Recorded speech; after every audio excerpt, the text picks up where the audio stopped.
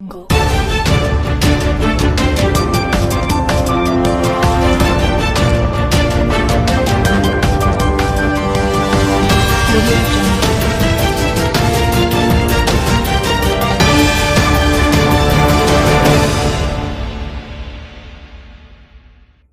నమస్కారం ఈనాటి వార్తా న్యూస్ కి స్వాగతం. ముందుగా హెడ్లైన్స్. పెద్దేశ్వర్ హార్ట్ కేర్ సెంటర్ లో అరుదైన ఆపరేషన్. శ్రీ మానసలో ప్రపంచ మానసిక ఆరోగ్య వారోత్సవాలు.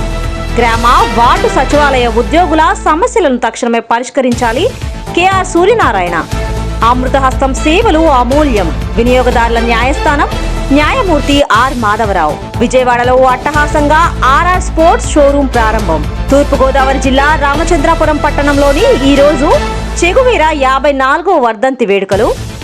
ఇక డీటెయిల్స్ చూస్తే Ramagundam commissioner of police S Chandrasekhar Reddy ఆదేశాల మేరకు task force CI AK Mahender ఆధ్వర్యంలో టాస్క్ ఫోర్స్ ఎస్ఐ లచ్చన్న మరియు వారి సిబ్బంది కలిసి మంచిర్యాల జిల్లా కేంద్రంలోని శ్రీనివాస స్టీల్స్ యజమాని ఎలాంటి బిల్లులు లేకుండా అక్రమ మార్గంలో మహారాష్ట్ర జాల్నా నుండి మంచిర్యాలకు జీరోమాల్ స్టీల్ రాడ్ లారీ లోడ్ తెప్పించాడని నమ్మదగిన సమాచారంతో అతని గోడౌన్ ముందు లారీని తనిఖీ చేసి పట్టుకోవడం జరిగింది. Lorry number MH04 EB 8011.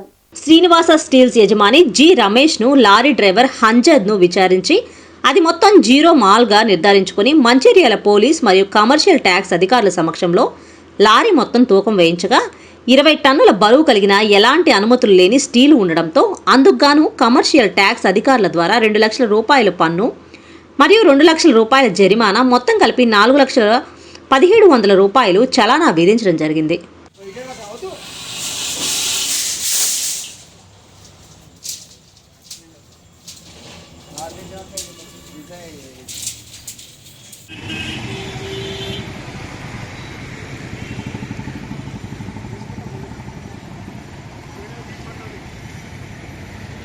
తూర్పుగోదావరి జిల్లా ఎస్పీ ఎం రవీంద్రనాథ్ బాబు బాధ్యతలు చేపట్టిన నాటి నుంచి జిల్లాలో అసాంఘిక కార్యక్రమాలైన పేకాట, గూండాట, కోడిపందాలు, క్రికెట్ బెట్టింగు, జూదాలపై గ్రామీణ మరియు మున్సిపల్ పట్టణ ప్రాంతాల్లో పోలీస్ నిఘా ఉంచి విస్తృతంగా పోలీస్ దాడులు చేయడం వలన జూదాలు ఆడేవారు ఆటలు సాగనివ్వడం లేదు.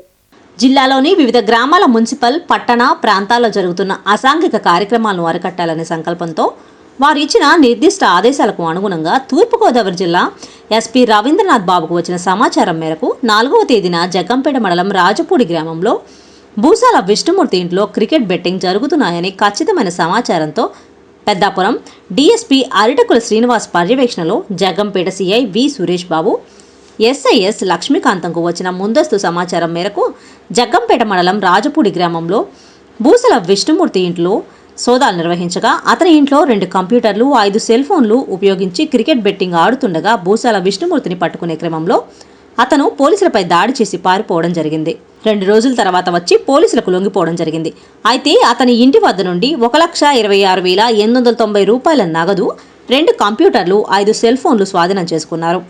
ఆ సెల్ ఫోన్లు, కంప్యూటర్లు ఆధారంగా 13 మంది నిందితులను పట్టుకోవడం జరిగింది. ఇంకా కొంతమంది పరారీలో ఉన్నారు. వారిని కూడా పట్టుకోవడం జరుగుతుందని తెలియజేశారు.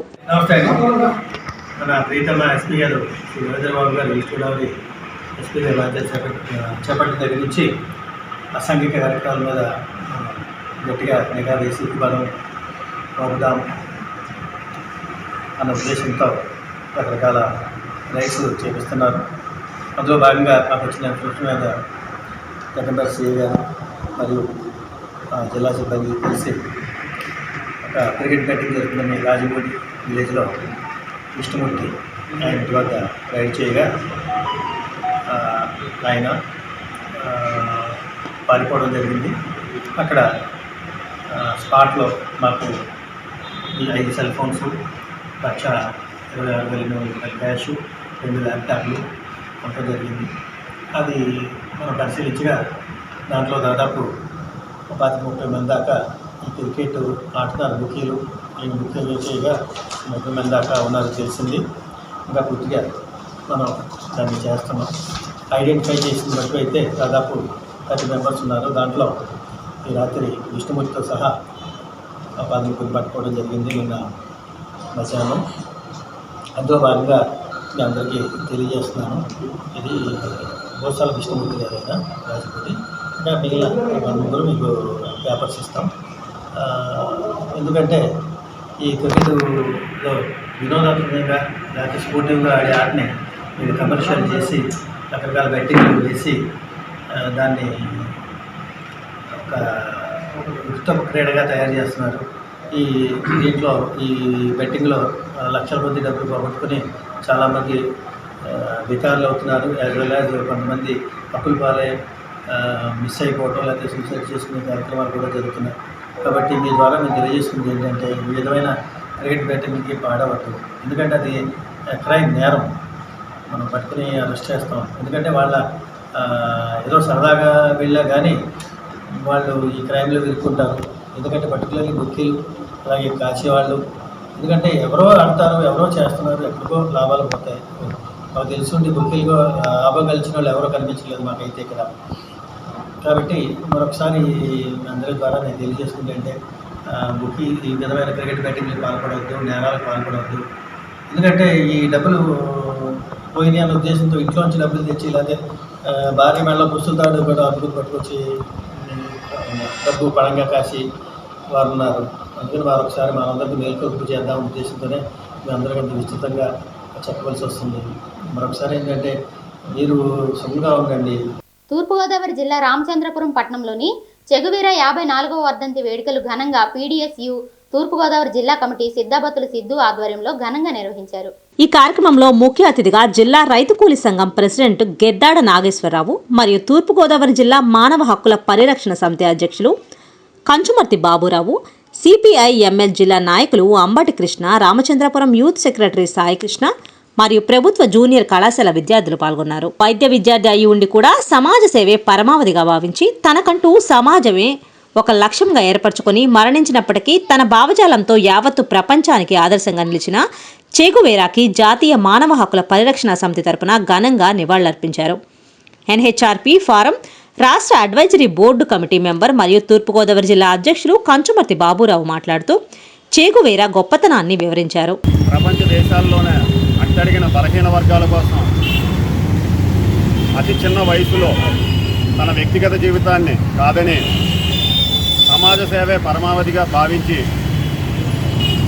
39 ఏళ్ళు జీవించి, అంటే జీవించిన 39 ఏళ్ళు అయినప్పటికీ ఈవేళ 54వ వర్ధంతి శ్రీ చెగువేరా గారు జరుపుకుంటున్నాం. ఆయన వృత్తిరీత్యా వైద్యుడు అయినప్పటికీ ఉత్తర అమెరికా, లాటిన్ అమెరికాల్లో పర్యటించి తన స్నేహితుడికి ఒక 2 వీలర్ బండి మీద ఉత్తర అమెరికా అంతా పర్యటించి ఆ పర్యటనలో అతను కనిపెట్టింది ఏంటంటే మనుషుల మధ్య సమానత్వం లేకపోవడం. అదేవిధంగా ఈ డబ్బు ఉన్న వాళ్ళు ఒకలాగా పెట్టుబడిదారీ విధానాన్ని జరిగే సమస్యల్లో డబ్బులున్న వాళ్ళని ఒకలా చూడటం, డబ్బు లేని వాళ్ళని ఒకలా చూడటం, అదేవిధంగా వలసవాదం, అలా ఇటువంటి సమస్యలన్నిటిని అధ్యయనం చేసిన తర్వాత ఈయన వైద్య వృత్తిని వదిలి ఒక విప్లవ నాయకుడి కింద మారారు.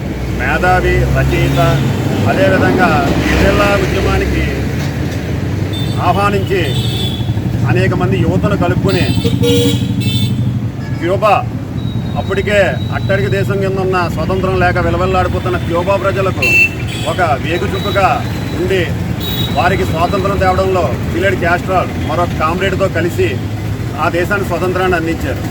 స్వతంత్రం అనంతరం ఈయన అనేక పదవులు ఆచరించారు.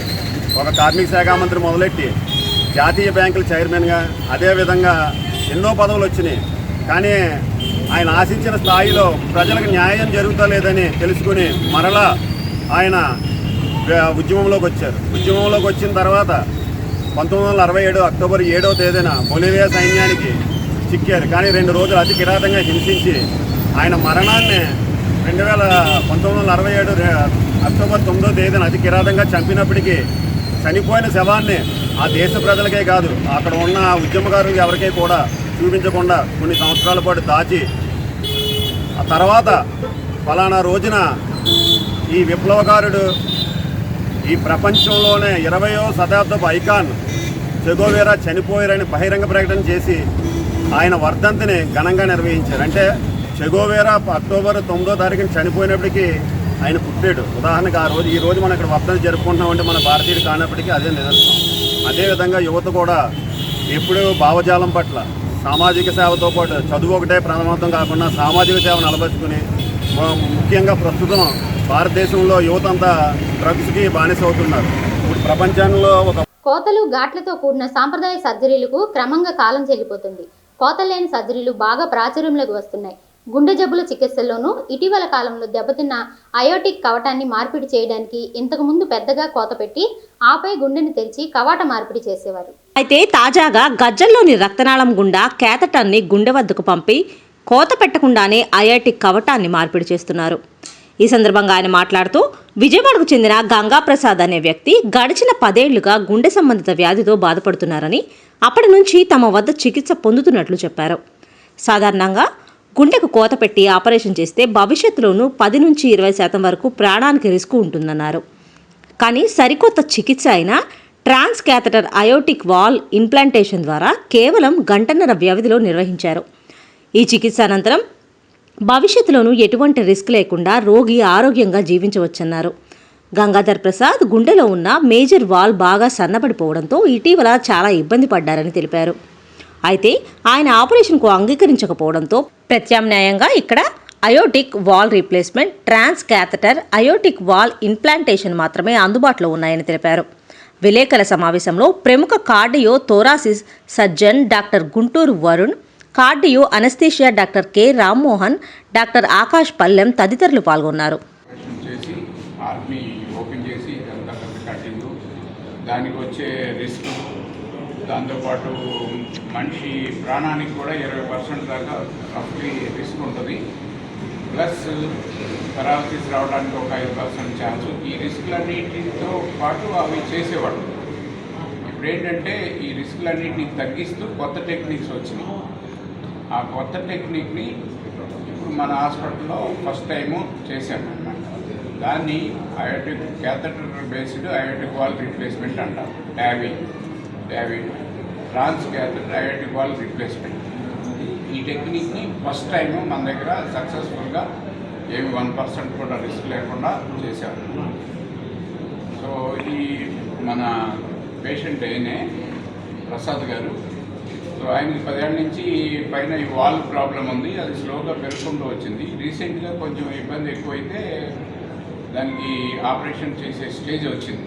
ఈ ఆపరేషన్ ఏం చేద్దామంటే ఆయన ఓపెన్ హార్ట్ కంటే ఆప్షన్స్ అన్నీ డిస్కస్ చేస్తే ఆపరేషన్ కంటే నాకు ఇదైతే బెటర్ అండి అంటే దాన్ని ఆర్గనైజ్ చేసి మా టీం అంతా కలిసి సక్సెస్ఫుల్గా చేశాము.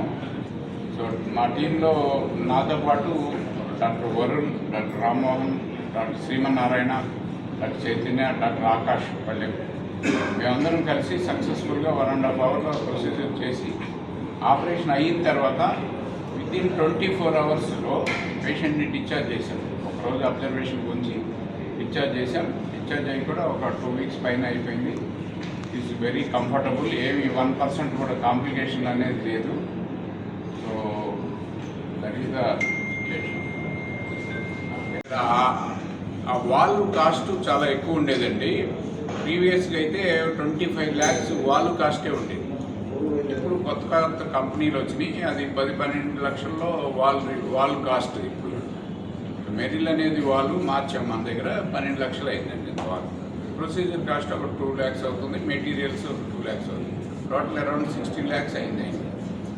సో ఇదే మామూలు వేరే వాల్వ్ అయితే 25 to 30 lakhs అవుతుంది. కాకపోతే ఏంటంటే మేజర్ అడ్వాంటేజ్ ఎఫర్టబుల్ వాళ్ళకి టెక్నిక్ రీచ్ చేయటం దీని ముఖ్య ఉద్దేశం. ఎవరైతే ఎఫర్ట్ చేయగలరో వాళ్ళకి రిస్క్ ఆల్మోస్ట్ 0 అండి. అదే వాల్వ్ అయితే మీకు 20% లైఫ్ రిస్క్ ఉంటుంది. టేబుల్ మీద ప్రాణానికి రిస్క్ ఉండొచ్చు. ఒక 5%లో పెరాలసిస్, ఎందుకంటే వాల్వ్ని కట్ చేసినప్పుడు ఏదైనా పీసెస్ బ్రెయిన్లోకి వెళ్తే కనుక మీకు పెరాలసిస్ వచ్చే ఛాన్సెస్ టేబుల్ మీదే.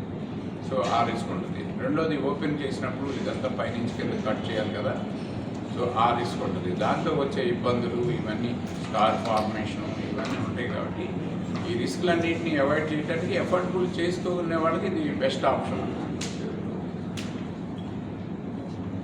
తెలిస్తే ఏంటి సార్ డాక్టర్ చేద్దాం ఏమంటే చూద్దాం. మళ్ళీ 2 years పట్టింది. ఈ మధ్యన తిరుపతి వెళ్ళినప్పుడు బైక్ ఎక్కుతుంటప్పుడు బాగా ఆయాసం వచ్చి పట్టేసినట్టు అయింది. తర్వాత డాక్టర్ దగ్గరికి వస్తే దగ్గర పడింది చేద్దాం అన్నారు. అందులో వేరే సజెషన్ ఏంటంటే మరి అంటే ఈ ఫుడ్ సర్జరీ వచ్చింది మరి చేసుకోవడం ఉంటే చూడంటే బాగుందని ఇది మనం చేయించాను. అంటే నేను శనివారం చేయించాను, ఆదివారం నాడు వెళ్ళిపోమన్నారు. సెంటిమెంట్గా ఆదివారం వెళ్తాం సోమవారం వెళ్ళాను. ఎలా ఉంది సార్ మీకు ఆరోగ్య పరిస్థితి? ఇప్పటికంటే బాగానే ఉందండి. అంటే ఇదివరకు మెట్టెక్కినప్పుడు అంత అండేది కాదు ఇదివరకు, ఇప్పుడు అసలు లేదు. ఇప్పుడు ఈ మధ్య కొంచెం దూరం నడిచినప్పుడు పెట్టేసినట్టు ఉండేది, ఇప్పుడు అంత తగ్గిపోయింది. ఇప్పుడు ఆ సంస్థతో బాధపడే పేషెంట్లకు మీరు ఏం చెప్పదలుచుకున్నారు? ఏం చెప్తారు? ఏం చేయగలిగితే 1 డేలో బయటకు వచ్చేసి కదా. సర్జరీ కాంప్లికేషన్స్ ఏం లేవు. నాకు షుగర్ ఉంది, బీపీ ఉంది, అయినా కాంప్లికేషన్ ఆపరేషన్. మెడిసిన్స్ కూడా ఏమి లేవండి, మెడిసిన్స్ వాడమన్నారు. ఒక బ్లడ్ టెంపర్ ట్యాబ్లెట్ పొద్దున సాయంత్రం వేయమన్నారు. అది మరి ఇప్పుడు తీసేస్తారు తెలియదు. అక్టోబర్ 4 నుండి 10 వరకు ప్రపంచ మానసిక ఆరోగ్య వారోత్సవాలు నిర్వహిస్తున్నామని శ్రీ మానస సైకియాట్రిక్ హోమ్ ప్రముఖ వైద్యులు ఆర్కే అయోధ్య తెలిపారు. ఈ మేరకు గాంధీనగర్ ప్రెస్ క్లబ్ నందు ప్రపంచ మానసిక ఆరోగ్య వారోత్సవాల గోడపత్రికను ఆవిష్కరించారు. ఈ సందర్భంగా ఆయన మాట్లాడుతూ ప్రతి సంవత్సరం అక్టోబర్ 10న ప్రపంచ ఆరోగ్య మానసిక దినోత్సవాన్ని పురస్కరించుకొని ప్రతి సంవత్సరం శ్రీ మానస సైకియాట్రిక్ నర్సింగ్ హోంలో అక్టోబర్ 4 నుండి 10వ తారీఖు వరకు ప్రపంచ మానసిక ఆరోగ్య వారోత్సవాలు జరుపుతున్నామన్నారు. అందులో భాగంగా మానసిక ఆరోగ్యం గురించి వివిధ కార్యక్రమాలు చేపడుతున్నామని తెలియజేశారు. ఆర్థిక అసమానతలు, ప్రాంతీయ లింగ భేదాలు, హ్యూమన్ రైట్స్ పట్ల చిత్తశుద్ధి లేకపోవటం, ఇలా అనేక కారణాలు మానసిక రోగుల పట్ల అసమానతను పెంచి మెంటల్ హెల్త్ కేర్ తగ్గిపోవడం జరుగుతుందన్నారు. మానసిక రోగుల పట్ల చిన్నచూపు, అంటరానితనము రోగులనే కాక వారి కుటుంబ సభ్యులను బాగా కలిచివేస్తున్నాయన్నారు. సమావేశంలో డాక్టర్ మానస, కాజా తదితరులు పాల్గొన్నారు. ఇలాంటివి తెలియక ఇప్పుడు మన పేపర్లో చూస్తుంటాం, ఒక భర్త తన భార్యని కొడవలతో నరికేసి, తన 2 బిడ్డలను కూడా నరికేసి, రక్తం కారుతున్న కొడవలి తీసుకుని దగ్గరలోని పోలీస్ స్టేషన్కి వెళ్ళి సరెండర్ అయిపోయాడు. అంటే పోలీస్ స్టేషన్లో సరెండర్ అయ్యాడంటే ఇతను హంతకుడు, కావాలని ప్రీ ప్లాన్డ్గా హత్య చేసిన వ్యక్తి కాదు. ఆ హత్య వల్ల ఏదో లాభం వస్తున్న వ్యక్తి కాదు. భార్యని, బిడ్డని, ఒక కుటుంబాన్ని మొత్తం ఆ ఒక్క రోజులో కోల్పోయిన దౌర్భాగ్యం. మరి పోలీస్ స్టేషన్కి వెళ్ళి ఇదేయాడు. ఏంటి అతను శాడిస్టా, హంతకుడా? కాదు. అతను ఎవాల్యుయేట్ చేస్తే నేను పెళ్ళి 10 ఏళ్ళు అయింది, ఇన్నాళ్ళు బాగానే ఉంది. ఈ 6 నెలల నుండి నా భార్య నేను బయటికి వెళ్ళినప్పుడల్లా వేరే ఆగంతుకుడు ఎవరో వచ్చి నా భార్యతో సంసార జీవితం చేస్తున్నాడు. అది ఇతని అనుమానం. ఎవరు అంటే ఆ సందు చివర టైలర్లు. ఇలా ఒక స్పెసిఫిక్ టార్గెట్ కూడా పెట్టుకున్నాడు. ఆ అమ్మాయి గురించి మేము విచారిస్తే అటువంటిది ఏం లేదండి, పాప ఆ అమ్మాయి చాలా మంచి అమ్మాయి, ఆ టైలర్ కూడా అలాంటి వాడు కాదు. ఎప్పుడన్నా మామూలుగా ఏదన్నా ఈ బ్లౌజ్ కావాలి, అది కావాలి, ఇది కావాలని అందరిలాగా కొన్ని 100 మంది తిరిగి ఆ టైలర్ దగ్గరికి వెళ్ళి తీసుకొని వస్తారు బట్టలు, అంతే తప్ప వేరే లేదు. ఇతను ఎందుకు అనుమానం పడ్డాడో అపోహ పడ్డాడో తెలియదు. ఇలా అనుమానాన్ని పెంచుకుని ఆఖరికి నా భార్య నాకు ద్రోహం చేస్తుంది, అయితే నేను చచ్చిపోవాలి సూసైడ్ చేసుకుని, లేదా తప్పు తను చేస్తుంది కాబట్టి తను చంపేశాడు. పిల్లలు ఎందుకు చంపేవరా? వాళ్ళ పిల్లలు ఏంటంటే నాకెక్కడ పుట్టారా? టైలర్ పిల్లలు. అంటే ఇతని అనుమానం ఇంకా ఎంత ఎక్స్టెండ్ అయిందో చూడండి. దీన్ని డెల్యూషనల్ డిజార్డర్, కాన్జుగల్ పెరనోయియా అనే ఒక మానసిక రుగ్మతతో పిలుస్తాం. కానీ అతను మళ్ళీ పనికింత బాగానే ఉంటాడు, కొలీగ్స్తో బాగానే ఉంటాడు, మళ్ళీ బయట బాహ్య ప్రపంచంలో బాగానే ఉంటాడు. ఒక్క ఈ అనుమానమే అతన్ని పురుగులతో చేసి మానసిక వేదనకు గురి చేసి ఆఖరికి అతన్ని హత్య చేసేందుకు ప్రకోపించింది. కొంతమంది తట్టుకోలేక ఆత్మహత్య చేసుకుంటారు. ఇలా స్కిజోఫ్రీనియాలో ఆత్మహత్య చేసుకునే వాళ్ళు ఉన్నారు, హోమిసైడ్ చేసేవాళ్ళు ఉన్నారు. డిప్రెషన్, ప్రపంచంలో అత్యధికమైన ఆత్మహత్యలు డిప్రెషన్ అనే రుగ్మతలో జరుగుతూ ఉన్నాయి. ఇట్లా మనం ముందే ఫైండ్ అవుట్ చేసి మానసిక వైద్యం చేసి అనేక విలువైన ప్రాణాలను కాపాడేవాళ్ళం. అంతేకాదు, ఇప్పుడు క్వాలిటీగా హ్యాపీగా మనకు పెద్దలు చెప్పారు, కాకిలా 100 ఏళ్ళు జీవించే కన్నా హంసల 6 ఏళ్ళు జీవించడానికి. ఎందుకని? మనిషి జీవించాడంటే 60 ఏళ్ళు 100 ఏళ్ళు జీవించడం కాదు, ఎన్నాళ్ళు హ్యాపీగా అద్భుతమైన ఆనందంతో జీవించాడనేది ఆలోచించాలి. ఈ ఆత్మహత్యలో, హత్యలో ఈ విధంగా పక్కన పెడితే నిత్యం యాంగ్జైటీ, భయం, కంగారు, దడ, అలాగే డిప్రెషన్, కృంగుబాటు, దిగులు, బాధ. అన్నార్థులకు ఆహారం అందించేందుకు ప్రారంభించిన అమృత హస్తం సేవా సంస్థ 4 ఏళ్ల ప్రస్థానంలో కరోనా వ్యాప్తి సమయంలో అందించిన సేవలు అమూల్యమైనవని వినియోగదారుల న్యాయస్థానం న్యాయమూర్తి ఆర్ మాధవరావు కొనియాడారు. నవరాత్రి ఉత్సవాల సందర్భంగా గాంధీనగర్ శోభన్ సర్కిల్ వద్ద అమృతహస్తం సంస్థ ప్రత్యేకంగా నిర్వహిస్తున్న ఆహార పంపిణీ కార్యక్రమంలో ముఖ్య అతిథిగా పాల్గొని మాట్లాడారు. గత 4 ఏళ్ల కాలంలో 30 లక్షల మందికి పైగా అన్నార్థులకు ఆహారం అందించడం ఎంతో శ్రమతో కూడుకున్నదన్నారు. సామాజిక సేవ చేయాలనే సంకల్పం ఉన్న ఎంతో మంది దాతల నుంచి నగరంలో జరుగుతున్న వివిధ కార్యక్రమాలలో ఆహారం వృధా అరికట్టడంలో అమృతహస్తం సంస్థ ఎంతో కృషి చేస్తోందని ప్రశంసించారు. నేటి ఆహార వితరణకు సహకరించిన విశాఖకు చెందిన మహిళా పారిశ్రామికవేత్త రావిపల్లి విజయలక్ష్మిని ఆయన అభినందించారు. రౌండ్ టేబుల్ 68, లేడీస్ సర్కిల్ 52 చైర్మన్లు వి హేమంత్, వి శృతిలను ఆయన ప్రత్యేకంగా ప్రశంసించారు. సంస్థ నిర్వాహకురాలు దారా కరుణశ్రీ మాట్లాడుతూ నగరంలో జరుగుతున్న కార్యక్రమాలలో మిగులుతున్న ఆహారాన్ని వృధా చేయకుండా తమ సంస్థకు సమాచారం ఇస్తే ఆహారం లేని నిరుపేదల ఆకలి తీర్చవచ్చునని వివరించారు. ఈ కార్యక్రమంలో రమణమూర్తి, సావిత్రి, పద్మజ, రాజ్ కుమార్, అంజీ, రైల్వే శ్రీనివాస్ తదితరులతో సహా పలువురు సామాజిక కార్యకర్తలు ఈ కార్యక్రమంలో భాగస్వాములుగా పాల్గొన్నారు. ఈ అమృతహస్తం చేస్తున్నటువంటి కార్యక్రమాలు మీరు ముఖ్యంగా తీసుకుంటే కోవిడ్లో నేను ఎక్కువగా చూసేవాడిని. మీ అందరికీ తెలుసు, కొన్ని లక్షల మందికి అంటే 1.5 years కూడా వీళ్ళు ఎప్పటి నుంచి చేస్తున్నారు అనేది అమృతహస్తం సేవల గురించి మొత్తం ఆంధ్రప్రదేశ్ అంతా తెలుసు. బట్ పర్టికులర్గా కోవిడ్లో ఎన్ని లక్షల మందికి ఎన్ని కోట్లు ఖర్చు పెట్టారండి? 30 lakhs పీపుల్కి దగ్గర 30 crores. దీంతో ఇటు ఫుడ్ అయితేనేమి, బట్టలు అయితేనేమి, వేరే వేరే రకాల్లో వాళ్ళు చేసిన సేవలు ఆంధ్రప్రదేశ్ అంతా చెప్పుకున్నారు. ఏ ఛానల్ చూసినా, ఏ పేపర్ చూసినా అంతా తెలిసింది. ఇవి తెలిసి ఎంతోమంది వాళ్ళకి ఫోన్ నెంబర్ ఇచ్చారు. ఫోన్ నెంబర్ ఇస్తే ఈ ఫోన్ నెంబర్ మీరు చేస్తే ఏ విధమైన సేవలకైనా మేము ముందుంటామని చెప్పేసి వాళ్ళు సేవలు ఎప్పటికి మర్చిపోలేం. ఆ పేరుకు తగ్గట్టే అది నిజమైన అమృతహస్తం. అది ఈ అమృతహస్తం ఇంత సక్సెస్ఫుల్గా రన్ అవ్వడానికి కారణం ఏంటంటే అది ఒక కోఆర్డినేషన్, ఆ మెంబర్స్లో ఉండే ఒక యూనిటీ.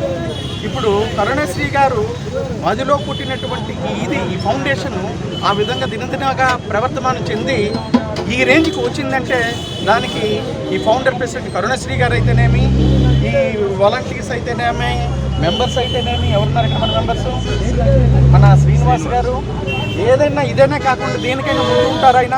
శ్రీనివాస్ గారు, ఇంకెవరున్నారు మన వాళ్ళు, రజనర్ గారు, రాజ్ కుమార్ గారు, ఇలా చెప్పుకుంటే ప్రతి ఒక్కడు కూడా ఇందులో వాళ్ళ సేవలు నిజంగానూ శ్లాఘించవలసినవి. దీనికి మీ కోఆపరేషన్ కూడా, మీడియా వాళ్ళు కూడాను వీళ్ళు చేసిన సేవలు ఎక్కడి నుంచో వచ్చి వాళ్ళకి వీళ్ళకి మీరు వారధిగా ఉంటూ ఏ విధంగా మీ సహాయ సహకారాలు అందిస్తున్నారో ఇక జరగబోయే రోజుల్లో కూడా మీ సహాయ సహకారాలు ఇలాగే ఉంటాయని నేను కోరుకుంటున్నాను.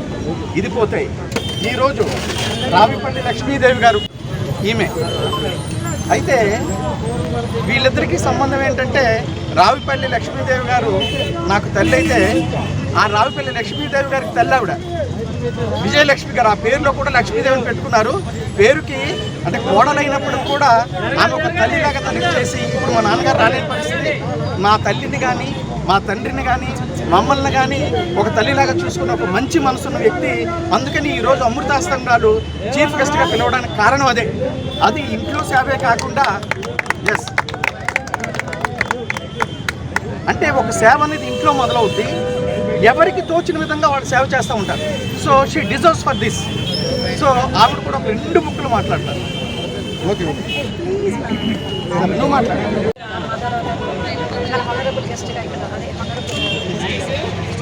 చాలా హ్యాపీగా ఉంది. ఇవాళ దాదాపుగా 9 రకాల ఐటమ్స్ అండి. యాక్చువల్లీ ఏంటంటే మనకి 9 days మనము అమ్మవారికి సంబంధించి దసరా జరుపుకుంటాం. అలాగే 9 రకాలు అనమాట. కజ్జికాయలు, అరిసెలు, కట్టుకోగలి, ఇలా అన్ని రకాల ఐటమ్స్తో ఆవకాయ రైస్ దగ్గర నుంచి పులిహార, బిర్యానీ అన్నిటితో సహా ఇచ్చామండి. సో దానికి వచ్చి ఇనాగ్రేట్ చేయడం, మరి రౌండ్ టేబుల్ వాళ్ళు కూడా మనకి స్పాన్సర్ చేశారు. వాళ్ళు మరి ఇక్కడ మేడం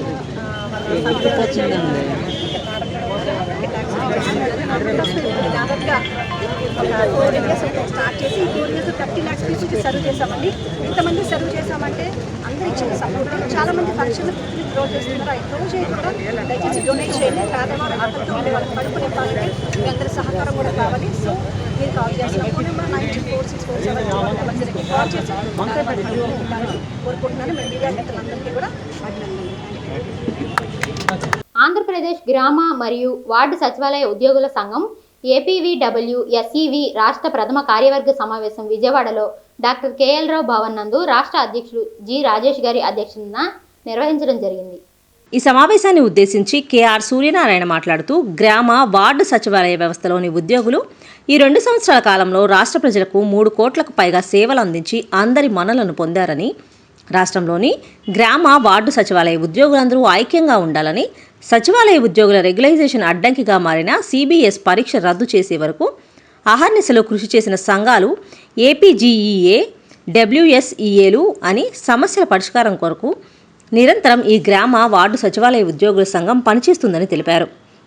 ఈ కార్యక్రమంలో రాష్ట్ర ప్రధాన కార్యదర్శి షేక్ అబ్దుల్ రజాక్, కోశాధికారి శ్రీ బి పాండురంగారావు, ఉపాధ్యక్షులు ఎస్ మహాలక్ష్మి, ప్రచార కార్యదర్శి ప్రసన్న వెంకటేష్, కార్యనిర్వాహక కార్యదర్శి సుదర్శన్ రాజు, సహాయ కార్యదర్శులు వరప్రసాద్, జానకీరాం, రాష్ట్ర కార్యదర్శి లక్ష్మీనారాయణ, సుకుమార్ మరియు 13 జిల్లాల అధ్యక్ష ప్రధాన కార్యదర్శులు మరియు కార్యవర్గ సభ్యులు, ఇతర ముఖ్య నాయకులు పాల్గొన్నారు.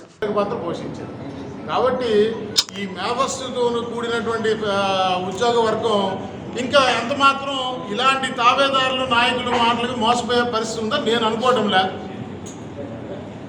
కాబట్టి ఎవరి పోరాటాలు ఎవరి పందా వాళ్ళు అనుసరిస్తారు. అయితే డ్యూ రెస్పెక్ట్స్ భారత రాజ్యాంగంలో ఎవరికైనా సంఘం పెట్టుకునేటువంటి అసోసియేషన్గా ఫామ్ అవటం అనేది కూడా భారత రాజ్యాంగం అందించిన ప్రాథమిక హక్కుల్లో భాగము. అందులో భాగంగా ఎవరైనా సంఘం పెట్టుకోవచ్చు.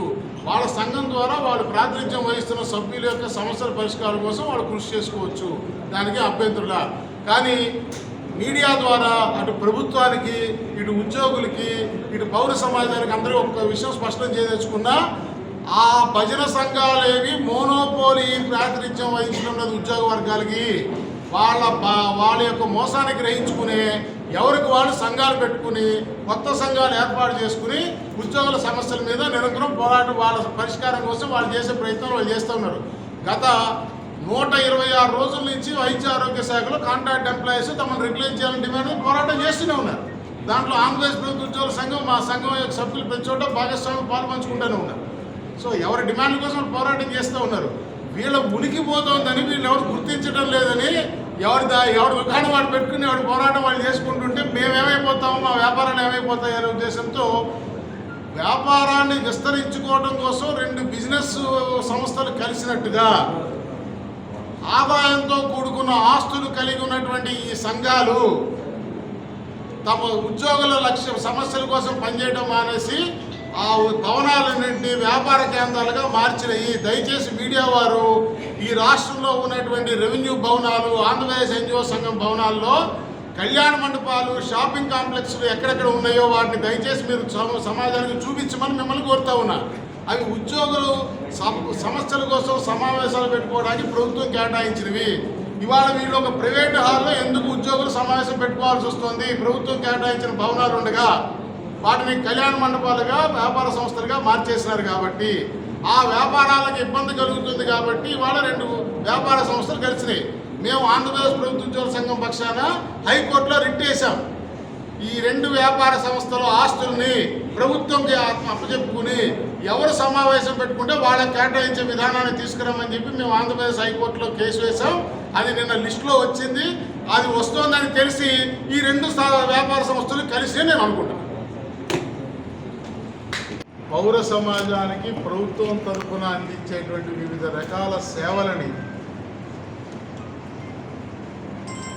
డోర్ స్టెప్కి, ప్రతి ఒక్క ఇంటి డోర్ స్టెప్ వరకు తీసుకువెళ్ళాలనేటువంటి ఒక సదుద్దేశంతో ప్రభుత్వం ఏర్పరిచినటువంటి విలేజ్ వార్డ్ సెక్రటరియట్ వ్యవస్థ ఇప్పుడిప్పుడే బాలారిష్టాలను దాడుతూ స్టెబిలైజ్ అయ్యేటువంటి ప్రాసెస్లో ఉన్నది.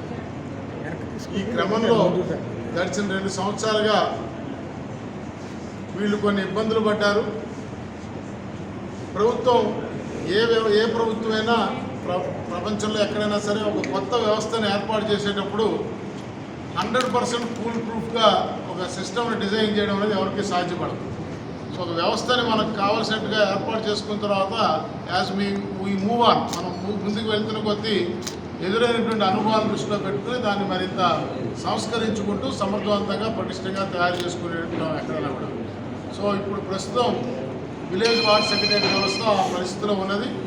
అయితే బై అండ్ లార్జ్ 90% ప్రభుత్వం ఏం ఆశించి ఈ వ్యవస్థను ఏర్పాటు చేసిందో ఆ వ్యవస్థ ఆశని ప్రభుత్వం యొక్క ఆశించినటువంటి ఫలితాన్ని అందించడంలో రాష్ట్ర వ్యాప్తంగా ఉన్న విలేజ్ వార్డ్ సెక్రటరీ ఉద్యోగులందరూ కూడా విజయవంతమయ్యారనే విషయాన్ని ఈ మీడియా ముఖంగా నేను తెలియజేస్తాను. అయితే ఈ సందర్భంలో వాళ్ళకి ఎదురవుతున్నటువంటి కొన్ని ఇబ్బందులు కూడా ప్రభుత్వం పరిగణలో తీసుకోవాల్సిన అవసరం ఉన్నది. సరే, ప్రధానంగా వారికి ఉన్న సమస్య వీళ్ళందరూ ఇంజనీరింగ్ గ్రాడ్యుయేట్లు, పోస్ట్ గ్రాడ్యుయేట్లు, చాలా ఉన్నతమైనటువంటి పెద్ద పెద్ద చదువులు చదువుకుని గత కొన్ని సంవత్సరాలుగా ఈ దేశంలో ముఖ్యంగా ఆంధ్రప్రదేశ్ రాష్ట్రంలో ఉన్నటువంటి నిరుద్యోగత కారణంగా ఈ చిన్న స్థాయి ఉద్యోగాలకి విధి లేని పరిస్థితుల్లో వచ్చారనేటువంటి వాస్తవాన్ని పౌర సమాజము, ప్రభుత్వము అందరూ దృష్టిలో గుర్తుపెట్టుకోవాల్సిన అవసరం. సరే, వీళ్ళు మొదట 2 సంవత్సరాల పాటు 15,000 రూపాయలు కన్సాలిడేట్ పే మీద ఉండి 2 సంవత్సరాల తర్వాత వాళ్ళు రెగ్యులైజ్ అయ్యి ఆ రెస్పెక్ట్ వారు ఏ శాఖకు సంబంధించిన పోస్టులో నియామకం పొందారో ఆ సంబంధిత శాఖలో సమానమైన ఆ పోస్టుకు ఉన్నటువంటి జీతభత్యాలు పొందుతాం అనేటువంటి ఆశతో వాళ్ళు రావడం, ప్రభుత్వం మరి సమన్వయ లోపం వల్ల, ఎందుకంటే వీళ్ళు 11 వివిధ ప్రభుత్వ శాఖలకు చెందినటువంటి వాళ్ళు ఒక వార్డు సెక్రటేరియట్లో పనిచేస్తారు. వీళ్ళ మీద 11 శాఖల నియంత్రణ ఒక పక్క, విలేజ్ వార్డు సెక్రటేరియట్ యొక్క యంత్రాంగం నియంత్రణ మరో పక్క. సో వీళ్ళు డ్యూయల్ కంట్రోల్, అడ్మినిస్ట్రేటివ్ కంట్రోల్కి ఎక్స్పోజ్ అవుతా ఉన్నటువంటి పరిస్థితుల్లో ఈ శాఖల మధ్య సమన్వయంలో కొరవడినందువల్ల వీళ్ళకి ఒక ఇబ్బందికర వాతావరణాన్ని ఆ మధ్య క్రియేట్ చేయడం జరిగింది. ఏంటంటే వీళ్ళ ప్రొబేషన్ డిక్లేర్ చేయాలంటే వీళ్ళు కొత్తగా CBS credit based assessment system అని ఒక పరీక్ష పాస్ అవ్వాలా, అది పాస్ అయితేనే వీళ్ళని రెగ్యులేట్ చేస్తామనేటువంటి ఒక విధానాన్ని తీసుకొచ్చినప్పుడు అనాలోచితంగా విధానాన్ని తీసుకొచ్చి ఆ సిబిఐఎస్ అనేది ఒక సివిల్ సర్వీస్ గ్రూప్ 1 ఆఫీసర్ నియామకానికి ఉండేటువంటి విధానాన్ని ఈ విలేజ్ వార్డ్ సెక్రటరీ ఉద్యోగస్తుకి ఏర్పాటు చేశారు. సో ఈ విషయాన్ని గౌరవ ముఖ్యమంత్రి గారి దృష్టికి తీసుకెళ్ళినప్పుడు వెంటనే 2 పరీక్షలు ఉండడానికి వీల్లేదు, ఆ సంబంధిత శాఖ డిపార్ట్మెంటల్ పరీక్ష పాస్ అయితే చాలు, వాళ్ళకి ప్రొబేషన్ డిక్లేర్ చేస్తాము, ఈ అదనంగా పెట్టిన సిబిఐఎస్ సిస్టమ్ని పరీక్షని రద్దుపరచమని ముఖ్యమంత్రి గారి దృష్టికి తీసుకెళ్లిన వెంటనే వారు ఆదేశాలు ఇవ్వటం, వారు ఆదేశాలు ఇచ్చిన 24 గంటల్లోగా ప్రభుత్వం ఉత్తర్వులు ఇవ్వడం ద్వారా రాష్ట్ర వ్యాప్తంగా ఉన్న ఈ 1,00,000 చిల్లర మంది విలేజ్ వార్డ్ సెక్రటరీ ఉద్యోగులు కొంత ఉపశమనం కలిగింది. అయితే కాల వీళ్ళకి తొలి 2 సంవత్సరాల్లో కొన్ని కేటగిరీ పోస్టులకి ఆయా సంబంధిత శాఖాపరమైనటువంటి నిబంధనల్లో వీళ్ళకి పోస్టుని చేర్చి వీళ్ళు ఏ రకమైన పరీక్ష పాస్ అవ్వాలనే విధానాన్ని ప్రభుత్వం రూపొందించడంలో ఆలస్యం జరిగింది. సో ఏ ఉద్యోగి నియామకం పొందిన తర్వాత 2 సంవత్సరాల్లోగా ఆ సంబంధిత శాఖాపరణ పరీక్ష పాస్ అయితే అతను ప్రొబేషన్ డిక్లేర్ చేస్తారు. వీళ్ళకి పరీక్ష నిర్దేశించడమే ఆలస్యం జరిగిన కారణంగా 2 సంవత్సరాలు అంటే సంవత్సరానికి 2 సార్లు సర్వీస్ కమిషన్ వాళ్ళు డిపార్ట్మెంట్లో ఎగ్జామ్ కండక్ట్ చేస్తారు కాబట్టి 4 అవకాశాలు రావాల్సి ఉంది.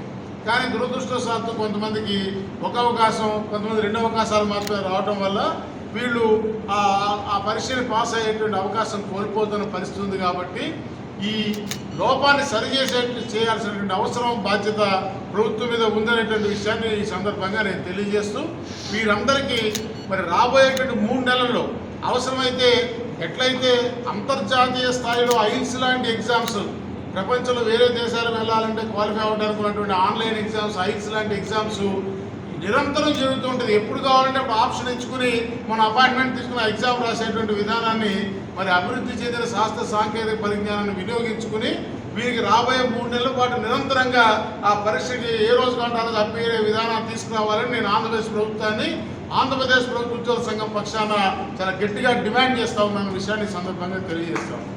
తద్వారా వీళ్ళందరినీ రెగ్యులర్ ఉద్యోగస్తులుగా వ్యవస్థలోకి పూర్తి స్థాయి ఉద్యోగులుగా తీసుకురావడం వల్ల ప్రభుత్వం ఆశించినటువంటి ఆ పౌర సేవలు మరింత సమర్థవంతంగా జరిగేదానికి అవకాశం ఉంటుందనే విషయం కూడా ప్రభుత్వం దృష్టిలో పెట్టుకోవాల్సింది. ఇకపోతే ఇంకా కొన్ని సమస్యలు వీళ్ళకి ఈ వైరుధ్యాలు ఉన్నాయి. ఈ 11 వివిధ ప్రభుత్వ శాఖ, ఉదాహరణకి మున్సిపల్ శాఖలో పనిచేసేటువంటి వాళ్ళు అందరూ ఒకటే పరీక్ష రాశారు, ఒకే ఎగ్జామ్ రాశారు. కానీ మున్సిపల్ శాఖలో పనిచేసేటువంటి వాళ్ళనేమో వార్డు సెక్రటేరియట్ అని చెప్పి డిసిగ్నేట్ చేశారు. వాళ్ళు ఏమనుకుని ఉద్యోగంలోకి వచ్చారంటే మేము వార్డు సెక్రటరీలో కూర్చొని మా పని మేము చేస్తాం అనుకున్నారు. వాళ్ళని పొద్దున్నే 5 గంటలకు వెళ్ళి రోడ్లు తుడిచే వాళ్ళని వెళ్ళి నువ్వు సూపర్వైజ్ చేయమనేటువంటి పరిస్థితి తీసుకొచ్చారు. This is not right perception. ఆ రకమైనటువంటి వారి జాబ్ చార్ట్ ఈ రకంగా ఉంటుందనేటువంటి విషయాన్ని వారికి నోటిఫికేషన్లో, నియామక నోటిఫికేషన్లో ప్రకటించున్నట్టయితే అందుకు ఇష్టమైన వాడు ఆ పరీక్ష రాసి ఆ ఉద్యోగం తీసుకోవడం ఇష్టం నాకు ఉద్యోగం పోయేటోడు. అంతేకాకుండా ఆ తీసుకొచ్చి ఒక పని చేయిస్తామని తీసుకొచ్చి నువ్వు రోడ్లు తుడిచే ఆ చెత్త ఎత్తే వాళ్ళ చుట్టూ తిరుగు పొద్దున్న 5 గంటల కంటే మార్నింగ్ 5 o'clock నుంచి రాత్రి 8 o'clock వరకు వాళ్ళు పని చేయాల్సినటువంటి పరిస్థితులు, ఇబ్బందికర పరిస్థితులు వస్తూ ఉన్నాయి. అలాగే కొంతమంది స్త్రీ శిశు సంక్షేమ శాఖ పరిధిలో నియామకాలు చేసి వారిని మహిళా పోలీసులుగా కన్వర్ట్ చేశారు. మొదటే మహిళా పోలీసు అనేటువంటి దానికి నియామకం చేస్తుంటే పోలీసు ఉద్యోగం చేయడానికి అందరూ ఇష్టపడరు. ఆ ఇష్టమైన వాడు ఆ ఉద్యోగానికి వచ్చి ఉండేవాడు. ఆనాడేమో మహిళా సంక్షేమం వేరు, పోలీసు ఉద్యోగం వేరు, 2 రకాల ట్రైనింగ్లు వాళ్ళకి ఇచ్చి ఇప్పుడేమో మ్యాండేటరీగా వాళ్ళకి ఆప్షన్ ఇవ్వకుండా అందరినీ మహిళా పోలీసులుగా మార్చేసి యూనిఫారాలు వేసుకుని మీరు ఉండాలని చెప్పని అంటే క్షేత్రస్థాయిలో గ్రామీణ వాతావరణంలో ఆ ఆడపిల్లలు ఆ విలేజ్లో ఉండేటువంటి భూతగాదాలు, రాజకీయ జోక్యాలతో బెదిరింపులకు లోన ఇబ్బందులు పడుతున్నటువంటి పరిస్థితులు ఉన్నాయి. కాబట్టి ప్రభుత్వం దీని మీద దృష్టి పెట్టి వారికి ఇష్టమైన వారికి ఆప్షన్ ఇచ్చి ఇష్టమైన వాళ్ళని పోలీసులుగా మిగతా వారిని ఆ స్త్రీ శిశు సంక్షేమ శాఖలో కొనసాగించాల్సినటువంటి అవసరం ఉన్నది. ఈ రకంగా అలాగే మిగతా ఉద్యోగులతో సమానంగా ప్రసూతి సెలవులు కానీ, బదిలీలకు అవకాశం కానీ ఇవన్నీ కూడా ఇవ్వాల్సి ఉంది. వీటి మీద ప్రభుత్వంతో నేను ఆంధ్రప్రదేశ్ ప్రభుత్వ ఉద్యోగుల సంఘం పక్షాన ప్రభుత్వ ప్రధాన కార్యదర్శితో మాట్లాడి ఆ సంబంధిత village ward secretary, special chief secretary Ajay Jain గారితో ఆధ్వర్యంలో ఒక ప్రత్యేక సమావేశాన్ని ఏర్పాటు చేసి ఈ సమస్యలన్నిటికీ ప్రభుత్వం పరిష్కారం తక్షణం చూపాలి. లేకపోతే వీళ్ళు ఉత్సాహవంతంగా ప్రజలకు ఏదో సేవ చేద్దాము, మనం గ్రామీణ స్థాయిలో వార్డు స్థాయిలో ప్రజలకు సేవ చేస్తే మన ఊర్లోనే మనం మన వార్డులో మన ఇంటి సందులో ఉండేటువంటి వాళ్ళకి మనం సేవ చేసే అవకాశం వచ్చింది అనేటువంటి సంతృప్తి పోయి నిరాశాభావం వీళ్ళు రాకుండా చూడాల్సిన బాధ్యత ప్రభుత్వం మీద ఉందని నేను అభిప్రాయపడుతూ తక్షణం విలేజ్ వార్డ్ సెక్రటరీ ఉద్యోగుల సమస్యల పరిష్కారానికి అజయ్ జైన్ గారు అవసరమైతే ఒక 3 అధికారులతో ఒక కమిటీని నియమించి వీరి డిమాండ్ల మీద చర్చించి పరిష్కారాలు చూపాల్సినటువంటి అవసరం ఉంది. 11 వివిధ ప్రభుత్వ శాఖలతో సమన్వయం చేసుకోవాల్సిన బాధ్యత కూడా ఆ అజయ్ జైన్ గారి నేతృత్వంలో ఉన్నటువంటి శాఖ మీద ఉందనే విషయాన్ని కూడా తెలియజేస్తాం. గతంలో కలిసి ఉన్న వాళ్ళు విడిపోయినారు, మళ్ళీ ఇప్పుడు ఏ కారణం చేత కలిశారు. ఆ పునరేకీకరణ చెందిన సందర్భంలో వారు పత్రికా సమావేశం పెట్టుకోవడం ఉమ్మడిగా, అదేదో ఆ సందర్భంలో వారికి ఏదో ఫోన్ వచ్చిందని ఇంకోటి అదొక వివాదం రావడం, దాని విషయమై వివరణ ఇవ్వడానికి మళ్ళీ ఇవాళ ఏదో పత్రికా సమావేశం పెట్టుకోవడం జరిగింది. ఎక్కడైనా ఇప్పుడు నేను ఇవాళ ఒక సమావేశానికి హాజరయ్యాను, నేను మాట్లాడే మాటకి నేను జవాబుదారి.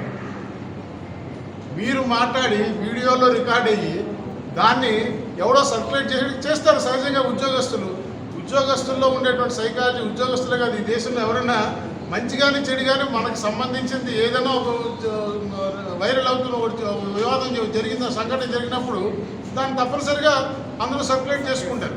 Is nothing but sharing of information. ఆ షేరింగ్ ఆఫ్ ఇన్ఫర్మేషన్ మీ డొల్లతనాన్ని బహిర్గతపరిచిందని చెప్పి మీరు ఎదుటి వాళ్ళ మీద రాళ్ళు వేస్తారంటే ఎట్లా? మీకు ఫోన్ వచ్చిన సంగతి మాకు తెలుసా?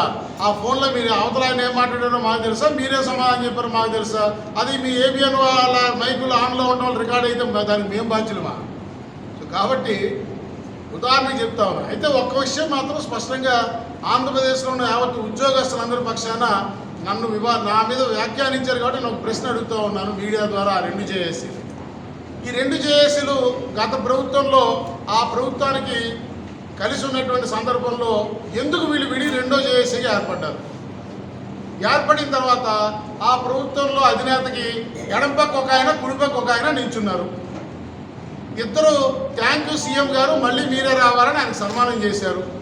ఇద్దరు ఢిల్లీ వెళ్ళి ధర్మ పోరాట దీక్ష రాజకీయ వేదికల మీద పాలు పంచుకుని ఉపన్యాసాలు ఇచ్చారు. ఇద్దరు ఎన్నికలకు ముందు ఇది ఫ్రెండ్లీ ప్రభుత్వం, మళ్ళీ ఈ ప్రభుత్వం రావాలని ఉద్యోగులకి లెక్చర్లు ఇచ్చి ఊరు ఉపన్యాసాలు చేశారు. చేసిన తర్వాత ఇప్పుడు మరలా ఎందుకు కలిశారు అంటే ఇప్పుడు ఏమైనా వాళ్ళకి ఆ గత ప్రభుత్వంలో లాగా సాగట్లేదనే ఉద్దేశంతో కలిశారా? లేదా ఉద్యోగులకు అనుమానం ఏమొస్తుందంటే గత ప్రభుత్వంలో ఉదాహరణకు కాంట్రాక్ట్ ఎంప్లాయీస్ రెగ్యులేట్ చేస్తామని 2014 ఎన్నికల మేనిఫెస్టోలో తెలుగుదేశం పార్టీ ప్రకటించింది స్పష్టంగా. ఆ మేరకు ప్రభుత్వంలో రాగానే చంద్రబాబు నాయుడు గారు యనమల రామకృష్ణుడు గారి నేతృత్వంలో ఒక మంత్రివర్గ ఉపసంఘాన్ని నియమించారు. ఆ మంత్రివర్గ ఉపసంఘం 3 సంవత్సరాల పాటు సుదీర్ఘంగా ప్రతి 3 నెలలకు ఒకసారి సమావేశమైంది. అయినప్పుడల్లా సమావేశం జరిగినప్పుడల్లా ఈ జేఏసీ1, జేఏసీ2 నాయకులు కాంట్రాక్ట్ ఉద్యోగం తీసుకెళ్లి మంత్రివర్గ ఉపసంఘంలో సభ్యులందరికీ శాలువాలు కప్పించి బొకేలు ఇప్పించి ఫోటోలు తీయించారు. 3 సంవత్సరాలు సుదీర్ఘ కసరత్తు తర్వాత మేము కాంట్రాక్ట్ ఉద్యోగులను రెగ్యులైజ్ చేయలేము, వాళ్ళు చచ్చిపోతే మట్టి ఖర్చులు ఇస్తామని ప్రభుత్వం జీవో ఇచ్చింది. చచ్చిపోతే మట్టి ఖర్చులు ఇస్తామని జీవో ఇవ్వగానే ఈ జేఏసీ1, జేఏసీ2 నాయకులు ముఖ్యమంత్రి కార్యాలయానికి కాంట్రాక్ట్ ఉద్యోగం తీసుకెళ్లి స్వీట్లు పంపకం చేయించారు. ఇది ఉద్యోగులు మోసం చేయడంగా మేము సాగటు ప్రతి ఉద్యోగి అభిప్రాయపడినాడు. రెగ్యులేట్ చేస్తామన్న మంత్రివర్గ సమావేశం చస్తే మట్టి ఖర్చు ఇస్తామన్న దాంతో ముగిస్తే అది మోసంగా ఉద్యోగులు అభిప్రాయపడ్డారు. ఆ మోసానికి స్వీట్లు మిఠాయిలు పంపిణీ చేయించినటువంటి పరిస్థితి ఆనాడు ఈ 2 జేఏసీలకు ఉంది. ఈ 2 జేఏసీలు మళ్ళీ ఇప్పుడు కలిశారంటే ఇప్పుడేదో ఈ ప్రభుత్వం మళ్ళీ కాంట్రాక్ట్ ఉద్యోగులు రెగ్యులేషన్ లేదా సిపిఎస్ రద్దు ఒక అడుగు ముందుకేస్తున్న సందర్భంలో ఈ 2 జేఏసీలు మళ్ళీ కలిశారంటే వీళ్ళు మళ్ళీ ఏం చేస్తే ఏం మిఠాయిలు తినిపిస్తారో అనుమానాలు ఉద్యోగులు. స్పోర్ట్స్ వేర్ తయారీలో పేరెన్నుగన్న ప్రఖ్యాత సంస్థ ఆర్ఆర్ స్పోర్ట్స్ ఇప్పుడు ప్రజలకు మరింత చేరువైంది. ఇప్పటి వరకు స్పోర్ట్స్ దుస్తుల తయారీ రంగానికి పరిమితమైన ఈ కంపెనీ తాజాగా రిటైల్ రంగంలో కూడా తన ప్రస్థానాన్ని ప్రారంభించింది. ఇంతవరకు మగవారికి మన్నిక గల స్పోర్ట్స్ వేర్ను అందిస్తూ ఆదరణ చూరుకున్న ఆర్ఆర్ స్పోర్ట్స్ పెస్టల్స్ బ్రాండ్ పేరుతో ladies and kids sports and casual wear ద్వారా గ్లోబల్ మార్కెట్లోకి అడుగుపెట్టింది. ఆర్ఆర్ స్పోర్ట్స్ కంపెనీ విజయవాడలో ప్రతిష్టాత్మకంగా ఎక్స్క్లూజివ్ బ్రాండెడ్ అవుట్లెట్ను ప్రారంభించింది. 3 దశాబ్దాలుగా వినియోగదారులతో ప్రత్యేక అనుబంధం ఉన్న తమ కంపెనీ సరికొత్త ప్రొడక్ట్స్తో ప్రజల ముందుకు వచ్చిందని సంస్థ నిర్వాహకులు తెలిపారు. క్రీడలకు ప్రాధాన్యత పెరిగిన ప్రస్తుత తరుణంలో ఆర్ఆర్ స్పోర్ట్స్ బ్రాండ్కు మరింత ఆదరణ లభిస్తుందన్నారు. సామాన్యుల నుంచి ఉన్నత శ్రేణి వరకు అందుబాటు ధరల్లో ఆర్ఆర్ స్పోర్ట్స్ వేర్తో పాటు పెస్టల్స్ బ్రాండ్ దుస్తులు లభిస్తాయని చెప్పారు. ఎక్స్క్లూజివ్ బ్రాండెడ్ అవుట్లెట్ ప్రారంభోత్సవాన్ని పురస్కరించుకుని యువ క్రీడాకారిణి జ్యోతికాశ్రీ, చీఫ్ కోచ్ వినాయక ప్రసాద్ను ఆర్ఆర్ స్పోర్ట్స్ కంపెనీ నిర్వాహకులు ఘనంగా సత్కరించారు.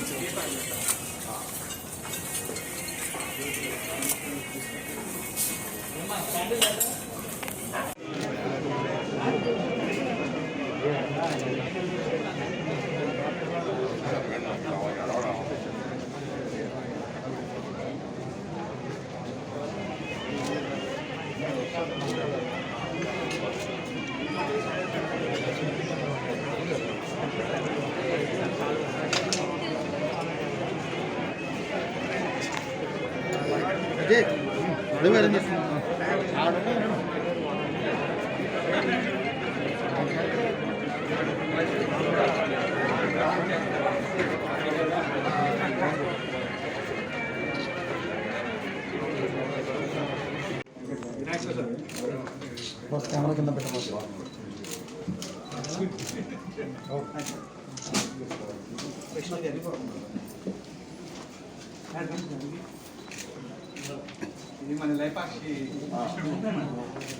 విజయవాడలో ఆర్ఆర్ స్పోర్ట్స్ ఆధ్వర్యంలో మంచి షోరూమ్ ఏర్పాటు చేయడం, ఆంధ్రప్రదేశ్ రాష్ట్ర వ్యాప్తంగా ఇప్పటివరకు కూడా ఆర్ఆర్ స్పోర్ట్స్ అనేది ఎన్నో సంవత్సరాల నుండి పేరున్న సంస్థగా గాళ్ళ వెంకటేశ్వరరావు, వారి శ్రీమతి అలానే రాధారాణి గారు, వారి కుమారుడు ప్రసన్న కుమార్ గారు గతంలోనే విజయవాడలో ఒక పారిశ్రామిక వాడ ఎలీప్ అనే పరిశ్రమలో గతంలోనే గార్మెంట్స్ తయారు చేయడంలో జాతీయ స్థాయిలోనే ఎన్నో అవార్డ్స్ వచ్చిన గార్మెంట్స్ తయారు చేయడంలో ఎంతో నిష్ణాతి చెందిన కంపెనీ. మరి అప్పటి నుంచి ఇప్పుడు కూడా మ్యానుఫ్యాక్చర్ చేసి ఇతర కంపెనీల పేరు మీద వాళ్ళు అమ్మేవాళ్ళు. ఇవాళ ఈ రోజున మరి విజయవాడ నగరంలో ఇంత పెద్ద కంపెనీ ఏర్పాటు చేయడం, స్పోర్ట్స్ సంబంధించిన ఆర్టికల్స్ కానీ, డ్రెస్ కానీ, టీషర్ట్స్ కానీ అన్నీ కూడా అనేక రకాల మోడల్స్ తోటి తయారు చేసి అన్ని రాష్ట్రాలు కూడా ఉత్పత్తి చేసే సంస్థగా పేరుంది సంస్థ ఆర్ఆర్ స్పోర్ట్స్. వారి పేరు మీదనే, ఆర్ఆర్ స్పోర్ట్స్ పేరు మీదనే ప్రత్యేకంగా ఆంధ్రప్రదేశ్ రాష్ట్ర వ్యాప్తంగా అన్ని చోట్ల కూడా షోరూమ్స్ ఏర్పాటు చేసి ఇవాళ క్రీడలకి ప్రాధాన్యత ఇచ్చే ఈ ప్రభుత్వంలో గౌరవ ముఖ్యమంత్రి జగన్మోహన్ రెడ్డి గారు కూడా గేమ్స్కి, స్పోర్ట్స్కి అత్యధికమైన ప్రాధాన్యత ఇచ్చే పరిస్థితుల్లో మరి ఈ స్పోర్ట్స్ డ్రెస్ ద్వారా మరి క్రీడాకారులకి ఎంతో ఉత్తేజాన్ని కలిగిస్తూ వారి మానసిక వికాసానికి కోసం కూడా ఎంతో ప్రోత్సహించడం కోసం ఇవాళ ఈ డ్రెస్ బాగా ఉపయోగపడుతుందని చెప్పి నేను కలుస్తూ వారిని ప్రత్యేకంగా అభినందిస్తూ ఇంకా బాగా పైకి రావాలని జాతీయ స్థాయిలో అంతర్జాతీయ స్థాయిలో కూడా ఈ డ్రెస్ని పంపించి మరి విజయవాడకి ఒక పేరు ప్రతిష్ట సంపాదించాలని చెప్పి నేను కోరుకుంటున్నాను. All the best.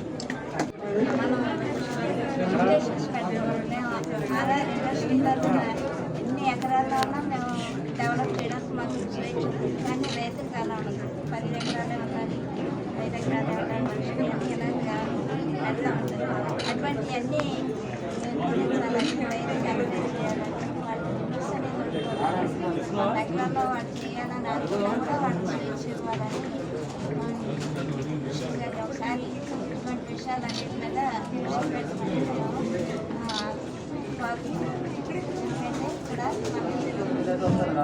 Current officer Ramulu గారు వచ్చిన్నారు. ఇక్కడ వాళ్ళందరూ కూడా ప్రతి డిపార్ట్మెంట్లో, ఫారెస్ట్ డిపార్ట్మెంట్లో కానీ, కరెంట్ డిపార్ట్మెంట్లో కానీ, ఈ సంవత్సరం కూడా అన్ని డిపార్ట్మెంట్లో మనకు సాధిస్తున్నారు. అందుకోసం ఇలాగా కొన్ని విషయాల్లో రైతులు కూడా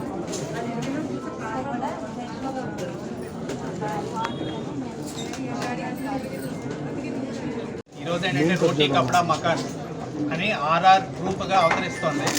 ఇప్పటి వరకు మనం కేవలం మ్యానుఫ్యాక్చరింగ్లోనే ఉన్నాము. దాదాపుగా మన బట్టలన్నీ కూడా 2000 పైగా అవుట్లెట్స్లో వెళ్తూ ఉండేవి. ఇప్పుడు ఏంటంటే ఎక్స్క్లూజివ్గా మన ఓన్ షోరూమ్స్ని కూడా మనం స్టార్ట్ చేయబోతున్నాము. రిటైల్ రంగంలోకి ఈ షోరూమ్ ఓపెనింగ్ ద్వారా మేము ఎంటర్ అవుతున్నాము. సో ఆర్ఆర్ యొక్క విశిష్టత ఏంటంటే మన సౌత్ ఇండియాలోనే ఇట్లాంటి అథ్లీజర్ గార్మెంట్స్ మన own make in India brand. RR అనేది మేక్ ఇన్ ఇండియా బ్రాండ్.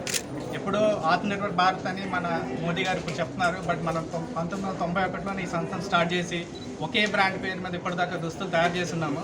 ఎంతో అభివృద్ధి, ఎంతోమంది ఎంప్లాయ్మెంట్, ఎంతోమంది క్రీడాకారులకు ప్రోత్సాహాలు చేసుకుంటూ ఒక్కొక్క స్టెప్గా ఎదుగుతూ ఇప్పుడు ఈరోజు ఒక పెద్ద సంస్థగా, ఒక పెద్ద ఇండస్ట్రీగా మనం అవతరించాము.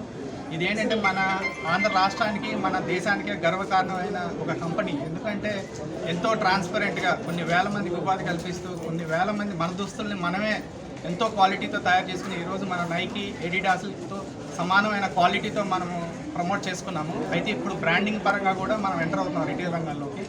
సో ముందు ముందు మన ఆర్ఆర్ అనే సంస్థని నేషనల్ బ్రాండ్ కింద మీరు చూస్తారు అతి త్వరలో. అట్లానే కాకుండా మనం ఈ ఉపాధి రంగంలో కూడా ఇప్పుడు అవుట్సోర్సింగ్ విధానంతో ఇంకా ఉత్పత్తులు పెంచుతూ రకరకాల కొత్త బ్రాండ్స్ని ఆర్ఆర్ ప్రో అంటే ఫుల్లీ అథ్లెటిక్స్కి సంబంధించిన గార్మెంట్స్, పేస్టల్స్ అని మనం లేడీస్కి సంబంధించిన నైట్ వేర్, డే వేర్, అట్లానే ఎయిర్ అనే కిడ్స్ వేర్ బ్రాండ్, ఇట్లా ఈకో వేర్ సంబంధించినవి, ఇలా సస్టైనబుల్ యాక్టివిటీస్ అనేది చేసుకుంటూ ఈ బ్రాండ్ని ఒక పెద్ద సంస్థ కింద, ఒక అంబ్రెల్లా, ఆర్ఆర్ గ్రూప్ అంబ్రెల్లా కింద తీసుకొస్తున్నాము. ఇదందరూ వినియోగదారులు ఉపయోగించుకుని మా సంస్థని ఇంకా ఎంకరేజ్ చేస్తారని ఆశిస్తున్నాను. ధన్యవాదాలు. నా పేరు Prasanna Kumar, director RR sports wear private limited. ఈ సంస్థలో ఏంటంటే నాతో పాటు మా బ్రదర్ వేణుగోపాల్, ఆయన కూడా ఒక డైరెక్టర్. ఇద్దరం కలిసి ఈ సంస్థను ముందుకు నడిపిస్తున్నాం. దీని ఫౌండర్ అండ్ చైర్మన్ రాధారాణి గారు, వెంకటేశ్వరరావు గారు, వాళ్ళు స్థాపించిన పునాదుల మీద ఈ సంస్థను మేము నిర్మాణం చేస్తున్నాం. ధన్యవాదాలు. Thank you. 400 మీటర్స్ ఉమెన్ కేటగిరీలో హైయెస్ట్ పర్ఫార్మెన్స్. రీసెంట్గా అండర్-23 నేషనల్స్లో గోల్డ్ మెడల్ సాధించడం జరిగింది. అలాగే ఈ అమ్మాయి రాబోయే నెక్స్ట్ మన 2022లో జరగబోయే ఏషియన్ గేమ్స్కి, కామన్వెల్త్కి ఈ అమ్మాయి ఇండియన్ క్యాంప్కి సెలెక్ట్ చేసి ఆల్రెడీ పాటియాలకి 15th రిపోర్ట్ చేయమని చెప్పి కూడా జరిగింది.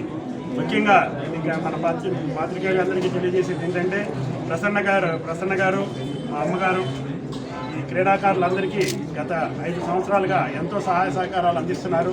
ఈ అమ్మాయి ఈరోజు మన ఆంధ్రప్రదేశ్లో గోల్డ్ మెడల్ సాధించినందుకు ఆ అమ్మాయిని ప్రోత్సహించాలనే ఉద్దేశంతో ఈ కార్యక్రమానికి పిలిచి ఆ అమ్మాయికి ఈరోజు ఇక్కడ సన్మాన కార్యక్రమం చేస్తూ పాటు 25,000 రూపాయల అమ్మాయికి అందించిన ప్రముఖ సంస్థ మన ఆర్ఆర్ ఇండస్ట్రీస్.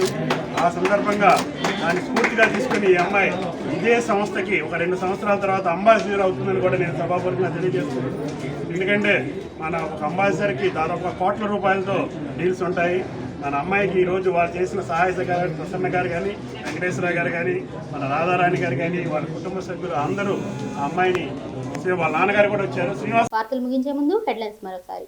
పెద్దేశ్వర్ హార్ట్ కేర్ సెంటర్లో అరుదైన ఆపరేషన్. శ్రీ మానసలో ప్రపంచ మానసిక ఆరోగ్య వారోత్సవాలు. గ్రామ వార్డు సచివాలయ ఉద్యోగుల సమస్యలను తక్షణమే పరిష్కరించాలి. కేఆర్ సూర్యనారాయణ. అమృతహస్తం సేవలు అమూల్యం. వినియోగదారుల న్యాయస్థానం న్యాయమూర్తి ఆర్ మాధవరావు. విజయవాడలో అట్టహాసంగా ఆర్ఆర్ స్పోర్ట్స్ షోరూం ప్రారంభం. తూర్పుగోదావరి జిల్లా రామచంద్రాపురం పట్టణంలోని ఈరోజు చెగువీర 54వ వర్ధంతి వేడుకలు. ఈనాటి వార్త న్యూస్ ఇంతటితో సమాప్తం. తిరిగి రేపటి బులెటిన్లో మళ్ళీ కలుసుకుందాం. అంతవరకు సెలవు. నమస్కారం.